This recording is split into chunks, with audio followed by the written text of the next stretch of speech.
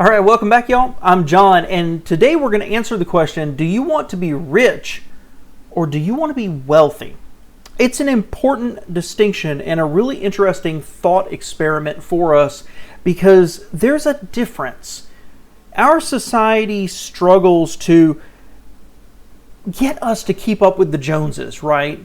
And that is disruptive. That kills your financial future.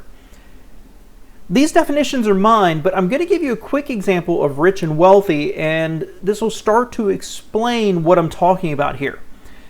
So when I think of rich, I think of maybe somebody like a doctor, a lawyer, a surgeon, somebody like that earns a very high income.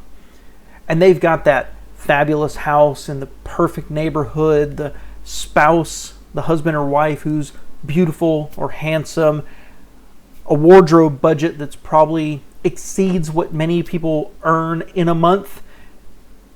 Their kids go to private school and they take those fabulous vacations every single year, and they own a brand new luxury car. In the book, The Millionaire Next Door, if you haven't read it, you need to. They talk about these people having very high financial offense. They make a lot of money, but very poor financial defense. They spend everything. It's important here to realize that these people, they're just as broke as you are, just at a much higher level. These people are one catastrophe away from losing everything. They're an illness, an injury away from not being able to pay their mortgage because they're spending every dollar they make. There's an example in here, and I won't quote it exactly, but it works like this. Say you're a surgeon, you make $500,000 a year, and you've got a $2 million investment portfolio. That sounds really good, and that's bigger than almost anybody else's. I think that's about 4 times what the average portfolio is. But if they lose their job, if they can't work anymore, that's only 4 years that they could continue to pay their bills. And this is something that really high income earners continue to struggle with, is same as you and me, of when can they stop working? They're making all this money, but when can they stop working? And it's because they spend every dollar they make. They play very, very poor defense. Now, I want you to flip and consider this, the wealthy. And when I think about the wealthy, I tend to think of European nobility.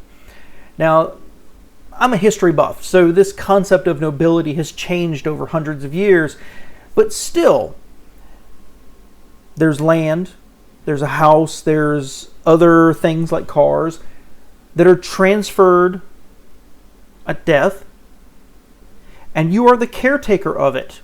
You grow it to pass it on to the next generation. That's wealth.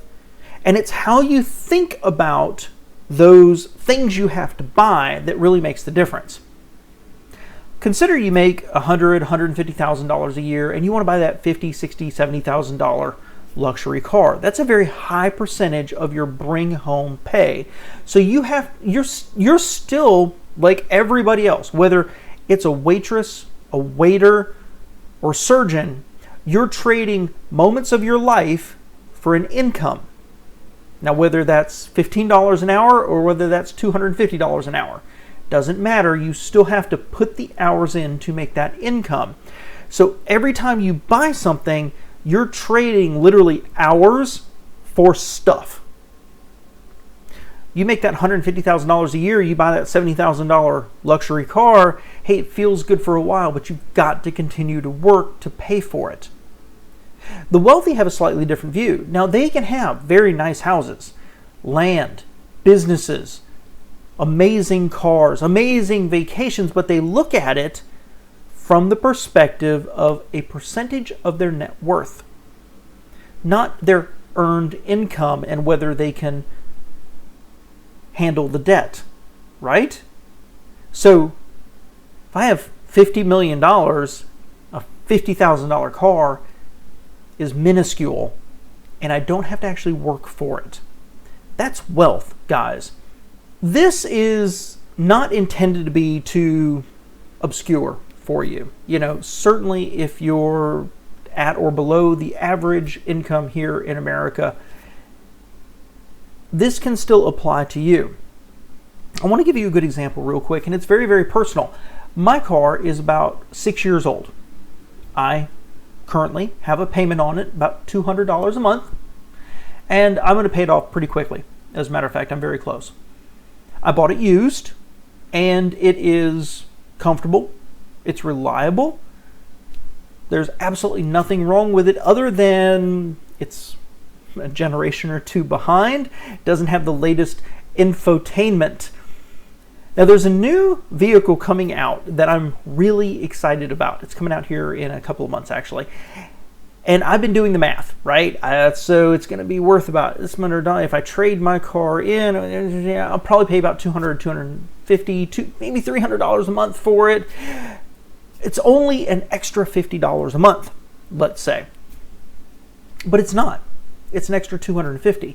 Because here's the deal. If I just finish paying off my car, that car will last me for another 5 years. So what's $200 a month over 5 years put into investment? That's a lot of money. Humans aren't wired like this, guys. You've got to be aware of your monkey brain. You've got to be aware of your inclinations.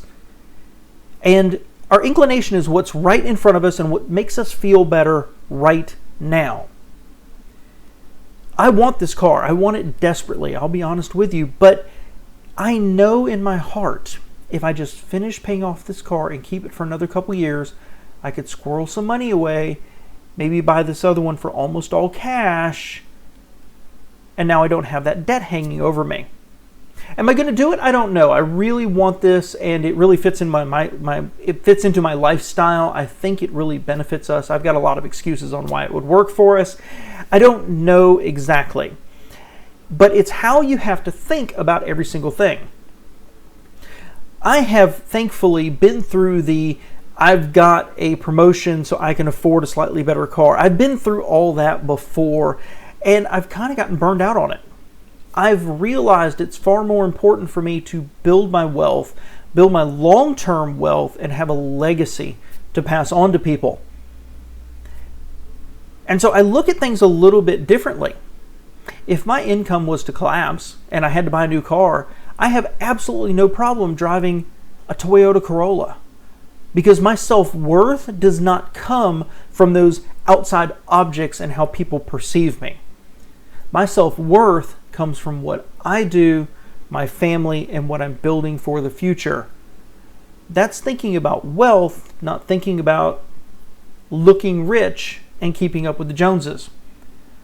So you've got to ask yourself, what are you doing that you do because you want to look better for other people?